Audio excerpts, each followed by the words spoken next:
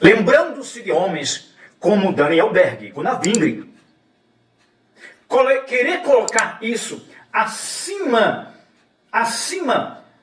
da sua história decadente, isso aqui é uma inversão de valor. Precisamos colocar as coisas no seu devido lugar, ignorar o papel desses homens, ignorar a igreja. É um problema, é um engano, é um erro. Mas ignorar o seu estado atual é outro erro também. Não é porque esses homens devem ser respeitados, não é porque esses homens fizeram um trabalho do qual o Senhor Deus foi glorificado, que a gente deve engolir o momento que está acontecendo hoje. Quem respeita o legado desses homens, quem respeita a história da Igreja Assembleia de Deus, não pode ser conivente com o seu estado atual. Meus irmãos, eu cumprimento a todos com a paz do Senhor Jesus. Convido a todos para continuarmos a nossa batalha, para continuar a nossa guerra, em nome do Senhor Jesus, em nome do Jeová Sabaoth, o Senhor dos Exércitos. Antes de continuar, eu quero aqui falar de duas palavras e dos seus significados, que todas as vezes que eu escuto um vídeo dos irmãos que justamente estão criticando o comportamento desleal do presidente e companhia, me parece que eles estão ignorando o significado. Conivente significa que ou quem, sabendo de algo negativo a ser praticado por outrem, não faz nada para impedi-lo. Cúmplice significa uma pessoa que esconde uma ação ilegal ou imoral cometida por outra pessoa que não faz nada para impedir uma ação errada ou criminosa. Agora eu vou ler algumas frases que os irmãos bem intencionados, aguerridos e que merecem meu aplauso, e daqueles que protestam contra o erro, protestam contra todos aqueles que não faz caso da palavra e da obra de Deus, né? Eu vou ler algumas frases que ela é contraditória com todo o trabalho, com todo o talento que esses homens, que esses guerreiros fazem ou têm em defesa da fé, em defesa da Igreja do Senhor. A instituição não é maior do que o conteúdo, do que o seu legado. Por favor, não podemos ignorar. A chamada não é maior do que o seu legado. Trocando em miúdo, foi Deus quem chamou Saul para ser rei. Qual foi o legado de Saul? Alegar a verdade da historicidade que a Igreja Assembleia de Deus tem aqui no Brasil, no Pernambuco. Lembrando-se de homens como Daniel Berg, Gunnar Wingren, querer colocar isso acima da sua história decadente, isso aqui é uma inversão de valor. Precisamos colocar as coisas no seu devido lugar, ignorar o papel desses homens, ignorar a igreja. É um problema, é um engano, é um erro. Mas ignorar o seu estado atual é outro erro também. Não é porque esses homens devem ser respeitados, não é porque esses homens fizeram um trabalho do qual o Senhor Deus foi glorificado, que a gente deve engolir o momento que está acontecendo hoje.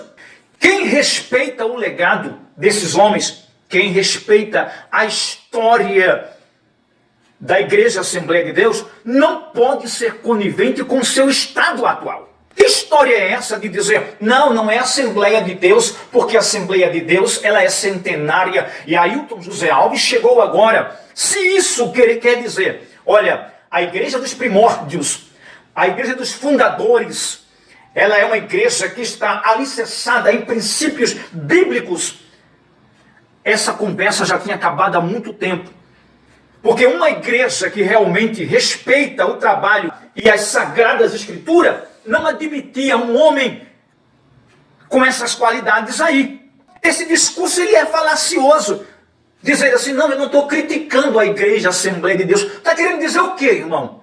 Porque não é uma questão apenas de nomenclatura, de título. São as pessoas que estão lá. Os vídeos que foram gravados, desde a primeira reunião de Ailton José Alves com o juiz, aquela mentira lá. Depois, o pastor Isaí falando de como foi que o presidente entrou para dominar, comprou a cadeira presidencial. Esses vídeos são divisores de água. E eu vim para aqui hoje para dizer o que eu sei. Não adianta que sabe sabe mais coisas, outro sabe. Eu estou dizendo o que eu sei. Se me botar na cadeira elétrica, é isso.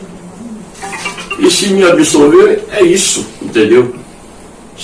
Senhor Ailton José Alves entrou nas Assembleias de Deus comprando voto. Todo crente da Assembleia de Deus, que de fato respeita o legado, respeita primeiro a palavra de Deus, e aqueles homens que vieram, que fizeram a sua história, não admitiria tal situação. Então, toda vez que houver alguma crítica com relação à Assembleia de Deus, paramos com esse negocinho de dizer, não é a Assembleia. É claro que é, irmãos. Se houvesse, repito, se houvesse respeito pela história desses homens, e pelas sagradas escrituras, pela doutrina, não aceitariam mais. E todos aqueles que estão vendo, estão saindo. Eu acredito que a Assembleia de Deus, que foi por Deus erguida aqui, respeitando os seus desbravadores, estão saindo. Esses homens da Assembleia de Deus, eles estão saindo. Quem está ficando é a Assembleia de Ailton. É a Assembleia de Ailton. E agora eu continuo dizendo, esse vídeo é um divisor de água. Quem assiste esse vídeo e não faz nada e fica calado, é conivente. É o que eu li aqui. Mais uma frase. Não, eu quero dizer o seguinte. Por que a gente tem esse discurso falacioso, inconsistente, leviano com relação à Assembleia de Deus? Estamos com medo de quê? Ailton mostrou que o domínio é dele, que o controle é dele. Toda vez que uma pessoa descobre que o seu chefe está envolvido com maracutaia, é mentiroso e fica debaixo das suas diretrizes, ainda que diga assim, não, irmão, eu apenas vou para lá cultuar, você está fazendo parte do sistema, sim, senhor. E aí entra outra verdade. Irmãos, vocês estão querendo enganar quem? Apenas achando que o fato das pessoas não contribuir com o dízimo é o suficiente para as pessoas ficarem lá intocáveis? É isso mesmo? Então vocês não descobriram o que é evangelho ainda não. Essas duas palavras, elas detonam essa ideia de vocês. Esse discurso falacioso, essa diplomacia, essa educação. Que Espírito Santo é esse que faz com que uma pessoa veja o seu líder fazendo tudo que está aí, mas continua sem sair, sem dizer nada? E você fala, não é contra eles, não é contra a igreja. Poxa, por favor. Aí fica pedindo para não contribuir, como se isso resolvesse. Irmão, quem está lá, depois de ter visto o vídeo, tenha que se converter ao Senhor. Deixar de dar dízimo não resolve a parada, não. Tá certo? Nessa igreja,